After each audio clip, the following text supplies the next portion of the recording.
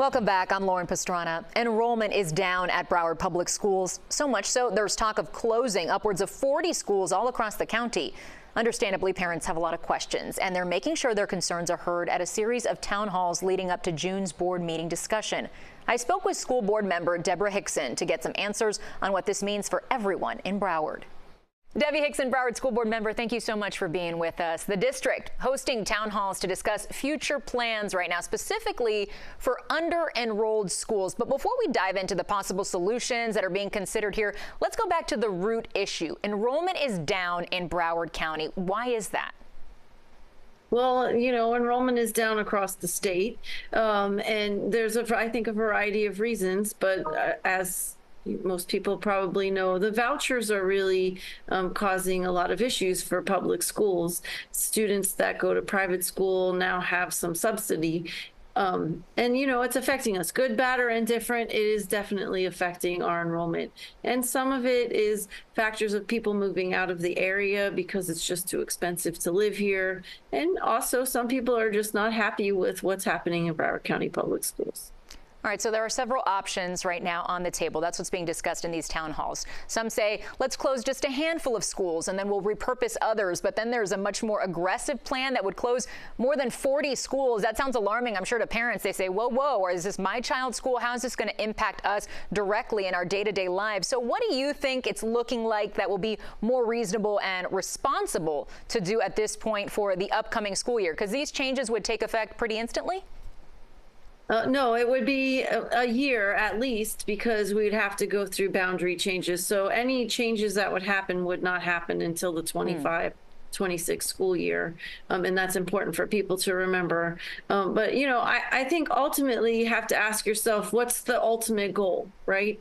For me, and I think for my board members, most of them, colleagues, is that we want to improve Broward County Public Schools so that we get students back, so that that enrollment isn't down so low. So that makes sense to change programming, do a little bit of different things for, you know, adding K-8s, 6 through 12s, things of that nature that obviously people are drawn to because those are the charter schools and the private schools that they're attending. So that's, you know, obviously one way to do it. If the idea is to shrink our footprint and sell off things and make money once, because, you know, you make money over and over when you enhance the enrollment because you're going to continue to get the money for the students.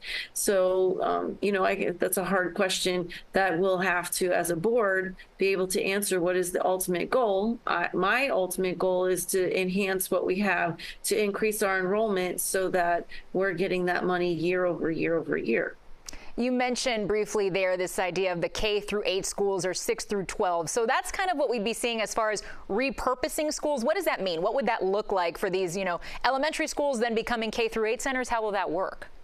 Yeah, and it's not for every community, right? This is really based on what works for different communities. For example, in Hollywood, the Hollywood Central idea, the community actually asked for that school, Hollywood Central, to become a K-8 because that's what they were looking for. In Hollywood, there's a lot of charter schools in that area, and the students were leaving the elementary around, excuse me, 3rd, 4th grade because they go to the charter school at that time because they want their students to be able to stay there through the middle school. So, but there are some communities that don't need the K-8, so or the 6 through 12, and you know that's a model that's not necessarily as popular, but we have that at Millennial, which is now the #2 ranked high school in the state. So there's definitely advantages to that, but it really will focus on what the community wants. But it's not just about making it a K-8. It is what is the programming that you're adding to that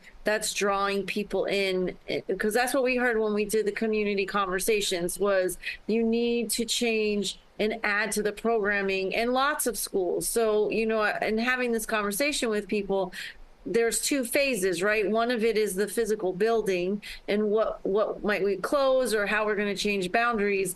And then the second part was to roll out what programming changes will we make across the county in different places to make sure that we're helping those schools that are struggling a little bit with enrollment to have something that's competitive to draw people back from the charter and private schools.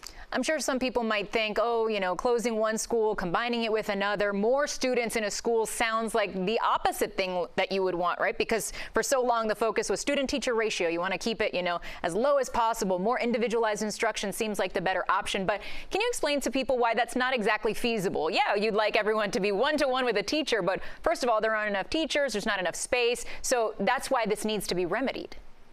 Right. And, you know, Broward County Public Schools isn't the same huge district that it was many years ago. And we have buildings that are, they need a lot of work, deferred maintenance, right? So does it make sense to have all these buildings across the county that you have to air condition, you have to clean, you have to maintain, or does it make sense to do that combination? And again, a lot of the things that were suggested are just considerations. There has not been a final decision, and really that will fall to the school board on that June school board meeting that we have to make a final decision. But we did task the superintendent and the staff with bringing us some considerations. It was originally asked of us by Dr. Licata, you guys tell me what you want for the school board. And the answer to him was, no, we tasked you to do this. So, you know, Dr. Hepburn was part of that and now has inherited what that plan is through him becoming the new superintendent. So these are just, we're reaching out, here's the ideas we have, and really wanting that community feedback to see, does this make sense? How do we shape it? You know, I do worry if the June deadline is maybe too quick for us to be able to make those decisions, because, you know, now the community is engaged and it's really important to have a lot of conversations on a smaller scale in those communities to find out what it is they really need. I imagine at these town halls, specifically for people or parents who have kids at the schools that are, you know, possibly slated to close, they're saying, okay, so where would my child go to school? When would all of that start being flushed out? You mentioned you'd have to redraw boundaries and things like that, but what if that makes it more difficult for students to get to school? Because let's say it's not in their neighborhood anymore, it's a little bit further away. Right, and that's a great question. So that would be after, you know, not everything is just a conversation until the board votes on what is it that we're going to do. So you can't really have those solid conversations until the board votes on what we're going to do moving forward. But I know the whole point of some of the discussions on closures or boundary changes were the elementary schools close enough to the one that was being considered and able to handle the number of students that would be there. So the idea wasn't to increase your transportation budget, because then it negates the idea of how it's saving you money.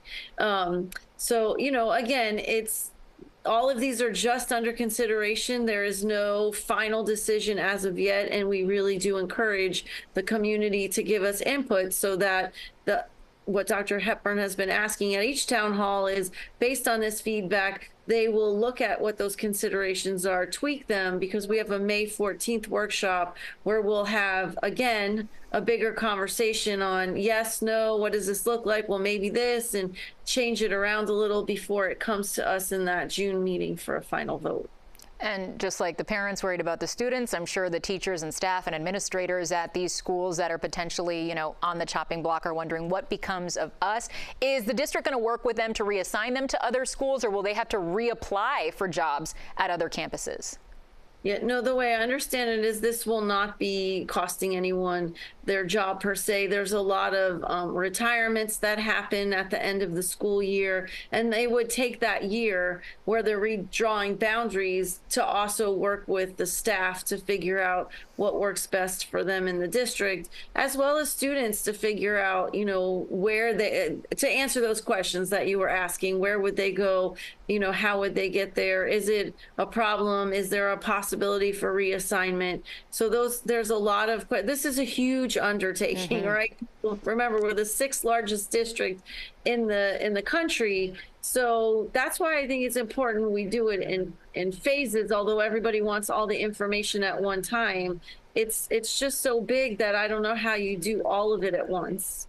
At the very beginning of our conversation, you touched on is something we want to do, increasing programs, stepping up our game, so to speak, at Broward schools to get students to come back, not just to settle for lower enrollment numbers, but to lure students back. Is there any sort of active campaign marketing the district, for lack of a better phrase, to the families in Broward County to get them to return to these schools, to say these are institutions worth attending that will give your child a wonderful education? That's a great question, and I have been pushing for a different marketing approach for the district for the last couple of years, because that's exactly correct, right? Not everybody knows what's happening at these schools. For example, we had a school that won, Coral Springs Middle School, won a national competition in robotics.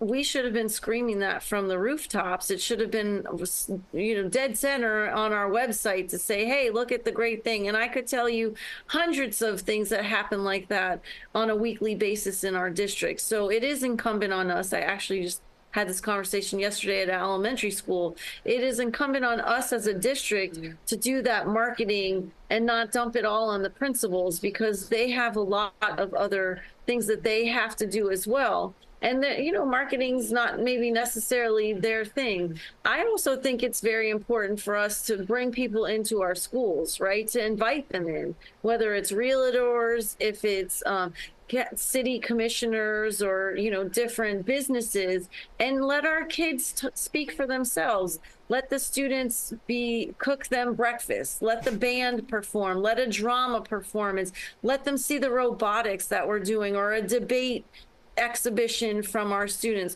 There are so many amazing things happen in Broward County Public Schools, and there's a place for everybody. So yes, we definitely are looking at ways to increase the marketing, so that not just adding to programs, but also celebrating and shouting from the rooftops the amazing programs we already have. Debbie Hixon, thank you so much for joining us and for your insight today. Thanks for having me. We'll be right back after this break.